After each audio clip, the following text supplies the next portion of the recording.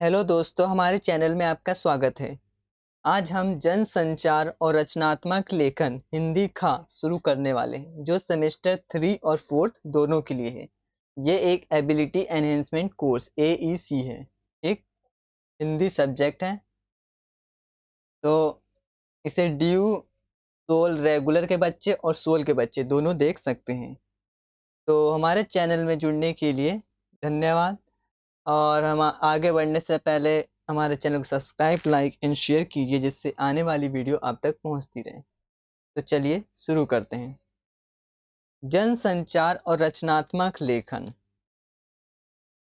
देखिए, जैसे आपको पता है कि जन संचार और रचनात्मक लेखन हमारे इस बुक का नाम है। तो इसका मतलब क्या होता है? संचार और रचनात्मक लेखन जो है वो दो अलग अलग क्षेत्र हैं, जो संचार और लेखन के विभिन्न पहलुओं पर केंद्रित है। जनसंचार एक क्षेत्र है जिसमें संचार के विभिन्न पहलुओं का अध्ययन किया जाता है, जैसे कि मीडिया अध्ययन, संचार सिद्धांत, जनसंचार के तरीके। मीडिया अध्ययन का मतलब मीडिया के अलग अलग रूपों का अध्ययन, मतलब पढ़ना, जैसे कि समाचार पत्र, टेलीविजन, रेडियो और इंटरनेट। संचार सिद्धांत से क्या मतलब है? संचार के सिद्धांतों का अध्ययन, जैसे कि संचार के मॉडल, संचार के प्रकार और संचार के बाधाएं, ये संचार सिद्धांत हैं। जनसंचार के तरीके, जनसंचार के विभिन्न तरीकों का अध्ययन, जैसे कि प्रचार, विज्ञापन और सार्वजनिक संबंध। और रचनात्मक लेखन से क्या मतलब है? ये तो जनसंचार से हमने पढ़ा कि क्या मतलब होता है। अब रचनात्मक लेखन से हमारा क्या मतलब होता है? रचनात्मक लेखन एक क्षेत्र है जिसमें लेखन के विभिन्न पहलुओं का अध्ययन किया जाता है। जनसंचार में जनसंचार का अध्ययन किया जाता है और रचनात्मक में रचनात्मक का करेंगे। तो रचनात्मक में क्या आता है? कथा लेखन, कविता लेखन, नाटक लेखन। कथा लेखन मतलब कथा लेखन, जैसे प्लॉट, पात्र और संवाद। कविता लेखन मतलब जैसे कि छंद, अलंकार और भाषा। नाटक लेखन मतलब जैसे प्लॉट, पात्र और संवाद। इन दोनों क्षेत्रों में जनसंचार अधिक व्यवहारिक और व्यावसायिक है, जबकि रचनात्मक लेखन अधिक कलात्मक और सृजनात्मक है। ठीक, तो ये मैंने आपको जनसंचार और रचनात्मक लेखन के बारे में बताया, जो हमारे बुक का नाम है। तो पहले बुक का नाम पता चलेगा, जब ही हम अंदर का और अच्छे से पढ़ पाएंगे। तो चलिए अब शुरू करते हैं।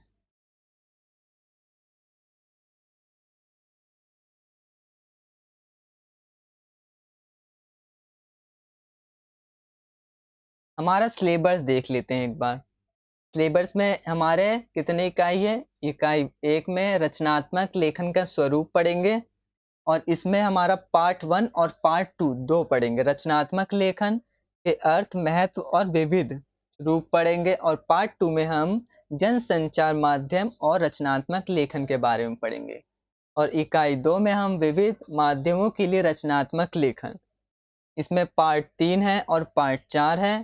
और इसी तरह पार्ट 5 तक तो हो गई, नहीं 4 ही है, मतलब इकाई 2 है और पार्ट 4 है, तो आपको ज़्यादा पढ़ना भी नहीं पड़ेगा, सिर्फ 4 ही पार्ट हैं। तो ये हमारा ख़त्म हो जाएगा जल्दी। तो आज हम क्या शुरू करेंगे? पार्ट 1, रचनात्मक लेखन, अर्थ, महत्व और विविध रूप पढ़ेंगे। क्या पढ़ेंगे? रचनात्मक लेखन, अर्थ, महत्व और विविध रूप पढ़ेंगे। जैसे कि मैंने तुम्हें बताया कि रचनात्मक लेखन में क्या आता है? कथा लेखन, कविता लेखन, नाटक लेखन। नाटक लेखन मतलब प्लॉट, पात्र, संवाद। कथा लेखक मतलब भी यही होता है। कविता लेखन मतलब इसमें अलंकार, भाषा, छंद, ये सभी आते हैं। तो ये रचनात्मक लेखन, तो इसके अर्थ, महत्व और विविध रूप पढ़ते हैं। तो इस पाठ का उद्देश्य देख ले थोड़ा, क्या होता है इसका उद्देश्य? क्या है? हमें बताने के लिए विद्यार्थियों को क्या बताने का उद्देश्य है इस पाठ का? विविध विधाओं में रचनात्मक लेखन के महत्व को समझ सकेंगे। इसमें अलग अलग जो विधाओं हैं उसे उस रचनात्मक लेखन के महत्व को समझ सकेंगे, उसके महत्व, उसके इम्पोर्टेंस को समझ सकेंगे। पत्रकारिता और जनसंचार के क्षेत्र में रचनात्मक लेखन की प्रक्रिया का ज्ञान प्राप्त कर सकेंगे। जनसंचार माध्यमों में हिंदी भाषा के रचनात्मक प्रयोग को जान सकेंगे। अब हमारा आता है प्रस्तावना। तो अब हम शुरू करते हैं मेन मुद्दा।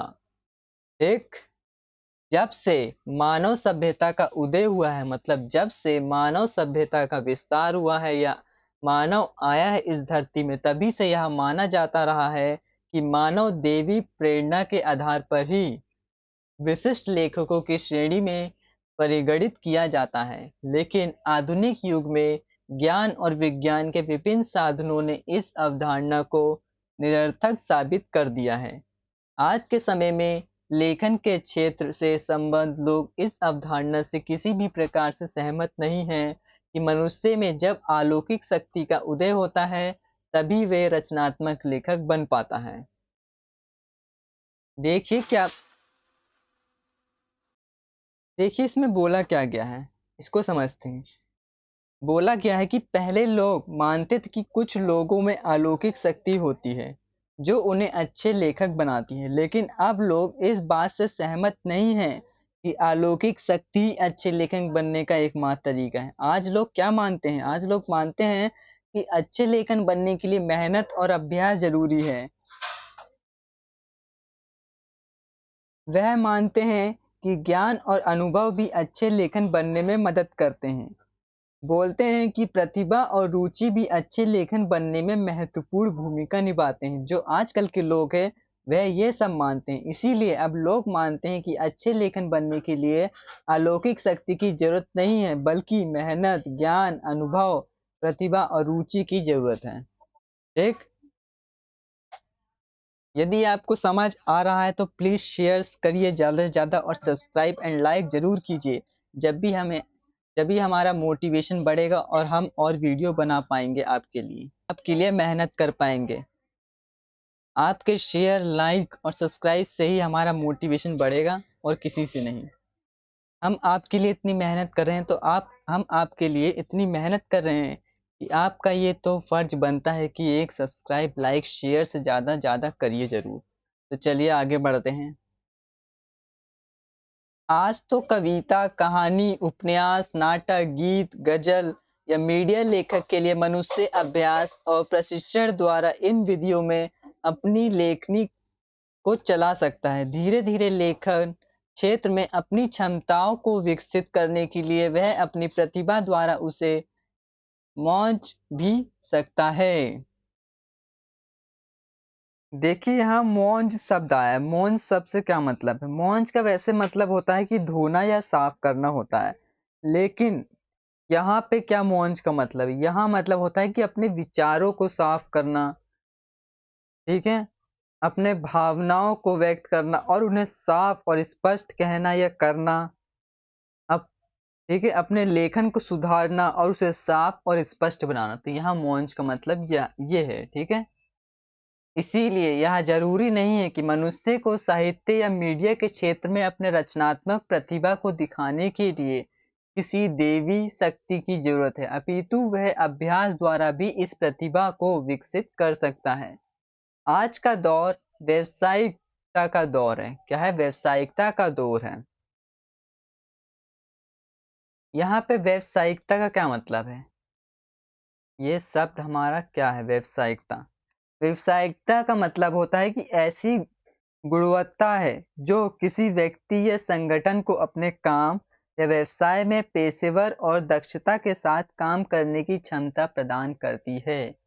एक, वर्तमान दौर में जिस तरह से पत्रकारिता और जनसंचार के माध्यम के प्रति लोगों की रुचि बढ़ती जा रही है, ऐसे में नई सूचना तकनीक के क्षेत्र में रचनात्मक लेखक के लिए अनेक अवसर पैदा हो गए हैं।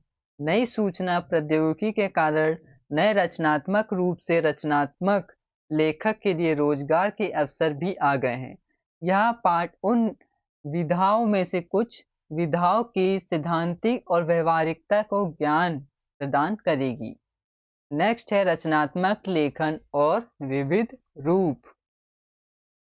जैसा कि मैंने ऊपर भी बताया था रचनात्मक का मतलब, तो दोबारा बताते हैं रचनात्मक लेखन और विविध रूप क्या है। रचनात्मक लेखक एक ऐसी प्रक्रिया है जिसमें लेखक अपनी कल्पना और रचनात्मक का उपयोग करके नए और अनेक अनोखे विचारों को व्यक्त करता है। इसमें कविता, कहानी, उपन्यास, नाटक आदि शामिल होते हैं।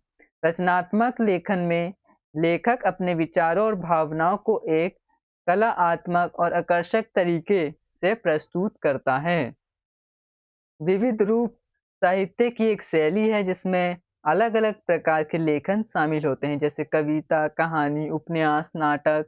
लेखक विविध रूप में लेखक अपने विचारों और भावनाओं को अलग-अलग तरीके से व्यक्त करता है, जिससे पाठकों को एक विविध और रोचक अनुभव प्राप्त होता है। तो यह था मतलब रचनात्मक और विविध रूप से। मनुष्य, उसमें क्या लिखा है देखते हैं। मनुष्य संवेदनशील प्राणी है। क्या है? संवेदनशील। संवेदनशील का मतलब क्या होता है? संवेदनशील, संवेदनशील एक ऐसी गुणवत्ता है जिसमें किसी व्यक्ति या स्थिति के प्रति सहानुभूति और समझदारी का भाव होता है। यह एक ऐसी क्षमता है जिसमें हम दूसरों के भावनाओं और जरूरतों को समझते हैं और उनके प्रति सहानुभूति रखते हैं।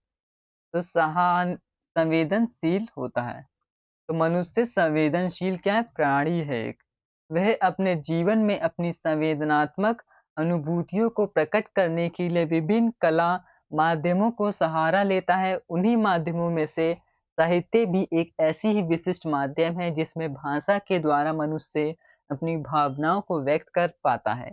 वास्तव में मनुष्य एक सामाजिक प्राणी होने के कारण समाज के प्रत्येक गतिविधि में शामिल रहता है, जिसकी चेतना शक्ति उन प्रभावों को आत्मसात करती है। मनुष्य की मनुष्य की अंतरात्मा सृष्टि में घटने वाली घटनाओं और अन्य क्रियाकलापों का केवल ग्रहण ही नहीं करती, बल्कि उसे अभिव्यक्त भी करना चाहती है। संवेदनशील होने के कारण मनुष्य उन घटनाओं के प्रत्येक पक्ष से किसी न किसी रूप से प्रभावित होता है।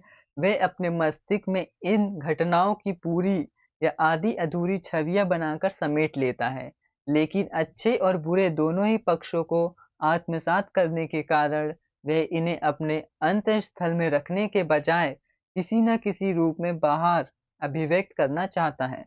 सृष्टि के आरंभ में भले ही वह इन भाव को साधनों के अभाव में इशारों या अन्य स्थूल उपायों से ही अभिव्यक्त कर पाता था, लेकिन धीरे-धीरे उसकी अभिव्यंजना शक्ति बढ़ती चली गई। वह कला के अनेक माध्यमों के द्वारा अपनी भावनाओं, संवेदनाओं और अभिव्यक्ति देने लगा।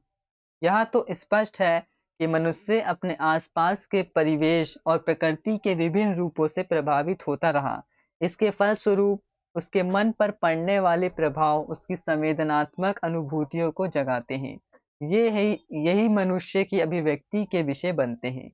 इन्हें अभिव्यक्त करने के लिए साहित्यकार अपने प्रतिभा कौशल द्वारा कल्पना और यथार्थ का ऐसा रूप तैयार करता है कि वह भोक्ता यानी दर्शक, पाठक और श्रोता के मन पर कलाकार के समान प्रभाव पैदा कर देता है। आगे क्या लिखा है? सृजनात्मक लेखक अपनी रचनाओं में जीवन सत्य की अभिव्यंजना करता है। समाज गतिशील है तो वह जीवन सत्य भी गतिशील ही रहता है। समाज में होने वाले परिवर्तनों, जो समाज में बदलती चीजें हैं, वे समय समय पर नित्य नए संबंधों का जन्म होता है और नई अवस्थाएं नया जीवन सत्य का निर्माण करती है। इन अवस्थाओं और संबंधों की गतिशीलता के प्रति सृजनात्मक लेखक सदैव सजग रहता है और वह अपनी रचनाओं के द्वारा समाज को भी इनके प्रति सजग करता है। सामान्य लेखक और सृजनात्मक लेखक में इसी बात का अंतर है कि सामान्य लेखक तो केवल परंपरागत जीवन सत्य को ही अभिव्यक्ति देता है, लेकिन सृजनात्मक लेखक जीवन के गतिमान सत्य के साथ स्वयं को जोड़ते हुए नए सत्य यानी भविष्य का निर्माण भी करता है। नए सत्य के निर्माण से तात्पर्य रचना के वस्तु वस्तु तत्व के निर्माण से नहीं बल्कि उसके भाव संबंधों के निर्माण से है। समाज की नई जीवन चेतना के साथ रचनात्मक अपना भावात्मक संबंध स्थापित करते हुए उन्हें वर्तमान समय के अनुरूप ढाल देता है। मनुष्य भावनात्मक रूप से संवेदनशील होने के साथ साथ चिंतनशील प्राणी भी है। वो चिंता भी करता है। उसके अंदर जितना भावनात्मक है, वो चिंतनशील भी प्राणी है। वह जीवन को देखता या अनुभव ही नहीं करता बल्कि उसके विषय में सोचता भी है। एक क्या करता है? सोचता भी है। और आप भी अपने पढ़ाई के बारे में सोचते हैं, तो मनुष्य अनुभव ही नहीं करते बल्कि उसके बारे में सोचते हैं। उसके वैचारिक चिंतन के कारण ही समाज विकसित और प्रौढ़ होता है। इसीलिए साहित्य में रचनात्मक भाव के साथ साथ विचारों को सुंदर प्रयोग करते हुए उसे संतुलित बनाता है। यहाँ पे प्रौढ़ शब्द का क्या मतलब है, इसको हम कर लेते हैं हाईलाइट। प्रौढ़, ठीक। तो प्रौढ़ का देखिए मतलब क्या होता है। प्रौढ़ प्रौढ़ का मतलब होता है व्यवसायिक या बड़ा हो चुका है। जैसे कि कोई बोलता है कि वह अब प्रौढ़ हो गया है और अपने परिवार की जिम्मेदारी संभाल रहा है, या प्रौढ़ लोगों को अपने जीवन के अनुभव से सीखने का मौका मिलता है। यह शब्द जो होता है वो आमतौर पर 18 वर्ष से अधिक आयु के व्यक्ति के लिए उपयोग किया जाता है, प्रौढ़, ठीक। तो आगे क्या लिखा है? इसीलिए साहित्य में रचनात्मक भाव के साथ साथ विचारों को सुंदर प्रयोग करते हुए उसे संतुलित बनाता है, जो कि मैंने बता दिया। आगे क्या लिखा है? इस संतुलन के परिणाम स्वरूप साहित्यिक रचना के अद्भुत प्रभाव शक्ति आ जाती है, जिससे पाठक उस भाव या विचार को सहज रूप से आत्मसात कर लेता है और समाज में सकारात्मक परिवर्तन की दिशा में महत्वपूर्ण कदम उठा पाता है तथा नए जीवन सत्य को स्थापित करता है। रचनात्मक और रचनात्मक लेखन। साहित्य का उद्देश्य जीवन की अभिव्यक्ति ही है, लेकिन यहाँ रचनात्मक की रचनात्मकता पर निर्भर करता है कि वह उसे कितने अधिक प्रभावशाली ढंग से अभिव्यक्ति प्रदान करता है। उसकी रचनात्मक ही भाव और विचारों की सशक्त अभिव्यंजना का आधार बनती है। लेकिन ऐसा नहीं है कि प्रत्येक मनुष्य द्वारा भाषा के माध्यम से प्रकट किए भाव को हम रचनात्मक कह सकते हैं, या फिर भाषा के किसी भी माध्यम के अंतर्गत किया गया लेखन रचनात्मक ही रहेगा।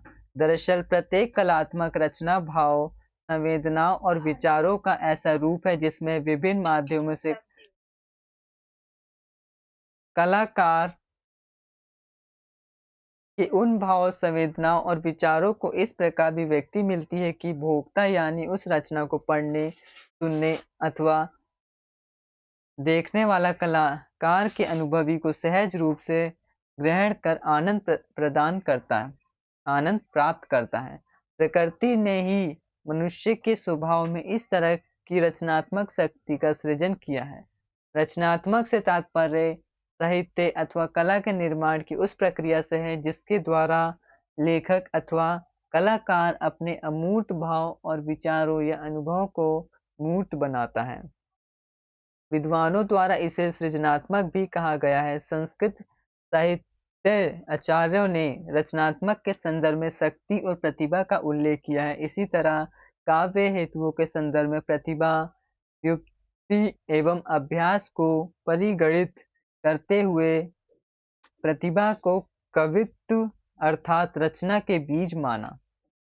भामा का मत है कि काव्य तू जातु जायत कस्यचित् प्रतिभावता, अर्थात किसी प्रतिभावना में ही काव्य की उत्पत्ति हो सकती है। इसी तरह रसवादी आचार्यों ने रस को ही काव्य का मूल माना जो प्रतिभा का विषयभूत है। आनंद वर्धन कहते हैं, आनंद वर्धन क्या कहते हैं? सरस्वती स्वादु तद अर्थ वस्तु निषंद माना महता कवि नामा, अलोक सामान्य भिव्यानिक्ति परिस्फुरन्ता प्रतिभावेश्वम।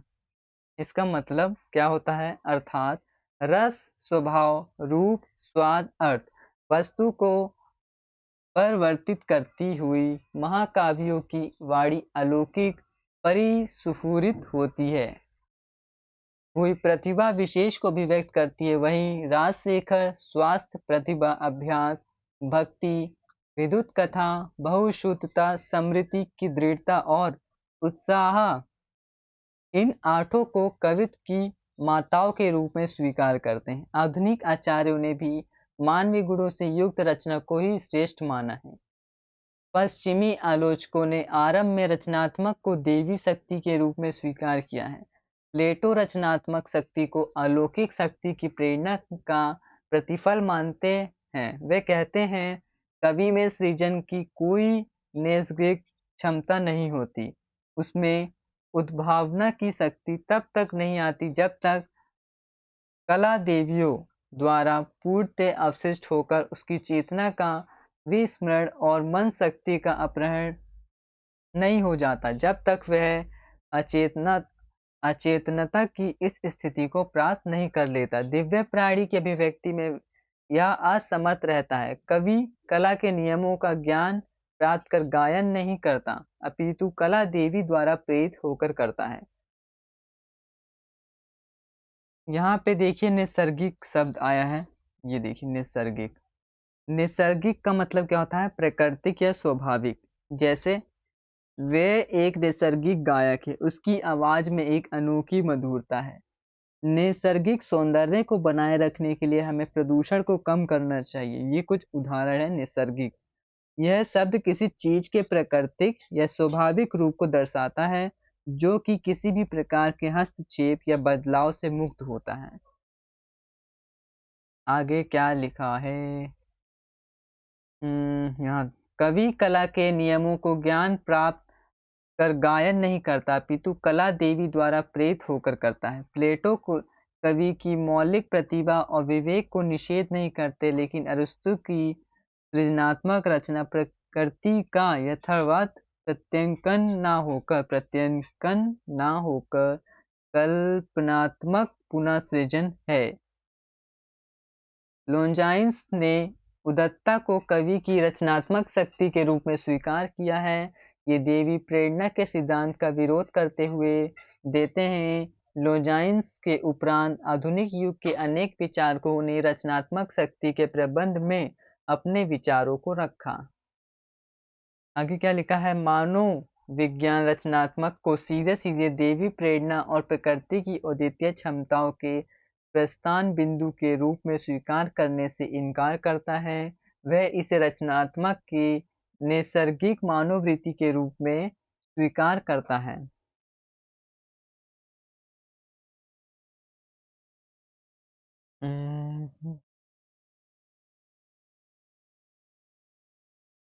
तो इसे दोबारा पढ़ लेते हैं।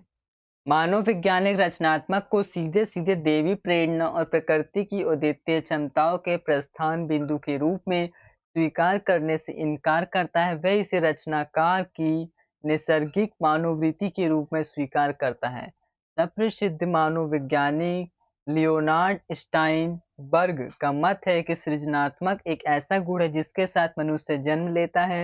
यह प्रतिभा है, अद्वितीय शक्ति है, क्षमता है। सृजनात्मक एक योग्यता न होकर मानववृत्ति है। यह वातावरण के प्रति व्यवहार का एक ज्ञानात्मक, शैलीगत एवं संवेगात्मक प्रकार है। इस परिभाषा के अनुसार मनुष्य जिस सामाजिक जीवन में रहता है उसका वातावरण उसे गहरे तथा प्रभावित करता है और उसके जीवन शैली भी उस वातावरण को प्रभावित करती है। ऐसे में एक रचनाकार या रचना का जो सामाजिक प्राणी के रूप में उस समाज का हिस्सा है, वह उद्वेलित होकर उस सामाजिक परिवर्तन के परिणाम को अपनी रचनात्मक शक्ति द्वारा शब्दों का स्वरूप प्रदान करता है। ऐसे में रचनात्मक एक ऐसी प्रक्रिया है जो किसी काल विशेष के आयाम में ही घटित होती है। कुछ लोग रचनात्मक को मनुष्य की तीव्र बुद्धि से समृद्ध करके देखते हैं। ऐसा लोगों का मानना है कि वही व्यक्ति प्रबल रचनात्मक हो सकता है जिसके पास बुद्धि अर्थात ज्ञान हो। लेकिन मानव विज्ञान ने इस तथ्य को पूर्ण पूर्णतः नकार दिया है, मना कर दिया है। डब्ल्यू स्टीफन इस संबंध में अपने विचार व्यक्त करते हुए लिखते हैं कि बुद्धि का संबंध ज्ञानात्मक जटिलता से है और सृजनात्मक का संबंध नवीन अभिव्यक्त भाव एवं संवेग की संपन्न से है। जो बुद्धि का संपन्न है वो किससे है? ज्ञानात्मक जटिलता से। और जो सृजनात्मक का संबंध है वो किससे है? नवीन अभिव्यक्त भाव एवं संवेग की संपन्न से। मानव विज्ञान के विशेष कोष में रचनात्मक को परिभाषित करते हुए कहा गया है कि यह नवीन संबंधों को देखने की योग्यता, असाधारण विचारों को उत्पन्न करने की शक्ति तथा परंपरागत चिंतन पद्धति से अलगाव की प्रवृत्ति है। वही हिंदी साहित्य कोश के अनुसार सृजन में अभ्यंतर प्रेरणा का बोध है जो कला में रूपों और प्रतिमानों में अनायास ही बंध जाती है। इस प्रकार कहा जा सकता है कि सृजनात्मक मनुष्य की अंतःचेतना की वह जन्मजात स्वायत्त शक्ति है जो प्रेरणा एवं तदनुकूल परिस्थिति होने पर उद्भूत व व्यापार तत्पर होती है तथा ज्ञान एवं अभ्यास से विकसित की जा सकती है। नेक्स्ट है रचनात्मक लेखन का महत्व। यह सत्य है कि लिखना एक कला है और यह कला मनुष्य को जन्मजात प्राप्त नहीं होती। इसे मनुष्य प्रगाढ़ साधन के द्वारा ही ग्रहण कर सकता है। लिख लिख के ही मिल सकती है उसे वे। विभिन्न विद्वानों ने भी माना है कि पढ़ने से भी लिखना अधिक सुखद कला है। इस संबंध में वगीश शुक्ल का मत है कि पढ़ना एक ऋण का स्वीकार है, लिखना उस ऋण की अदायगी। लिखना कृतज्ञता की अभिव्यक्ति है। निश्चित रूप से एक अच्छा पाठक की रचना के भाव और विचार को आत्मसात कर पाता है, लेकिन उस भाव और विचार की वास्तविकता को अभिव्यक्ति देना प्रत्येक लेखक के लिए संभव नहीं है। इसके लिए एक श्रेष्ठ लेखक अपने सृजनात्मक प्रतिभा द्वारा उस भाव और विचार को लेखन की विविध विधाओं में से किसी का चयन कर उसमें उन्हें अभिव्यक्ति देता है। इस संबंध में कमलापति शास्त्री और पुरुषोत्तम टंडन का कथन पत्रकारिता के क्षेत्र में कार्यरत संवाददाताओं के लिए सार्थक बन पड़ा है।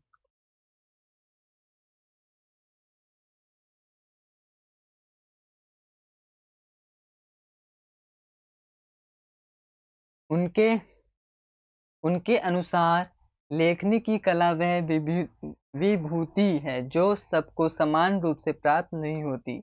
दर्शन और श्रवण से उत्पन्न अनुभूतियों को लिपिबद्ध रूप से व्यक्त करना, घटनाओं का सजीव और रोचक, स्पष्ट और सरल सत्य को और साधार चित्रण करना तब तक संभव नहीं है जब तक संवाददाता अपनी कलम का धनी न हो। नेक्स्ट है रचनात्मक लेखन से लेखन की व्यक्तित्व की अभिव्यक्ति सहज ही हो जाती है। यदि कहा जाए कि लेखक रचनाकार के व्यक्तित्व की पूर्णता का एक महत्वपूर्ण अंग है तो कोई अतिशयोक्ति नहीं होगी। यहाँ पे लिखा है अतिशयोक्ति। अतिशयोक्ति से क्या मतलब है, इसे हाईलाइट कर लेते हैं। अतिशय व्यक्ति वह होता है जो एक विशेषण या वाक्य जो किसी चीज की विशेषता या गुण को बढ़ा चढ़ाकर बताता है। अतिशयोक्ति का उपयोग अक्सर भावनाओं को व्यक्त करने या किसी चीज की विशेषता को उजागर करने के लिए किया जाता है।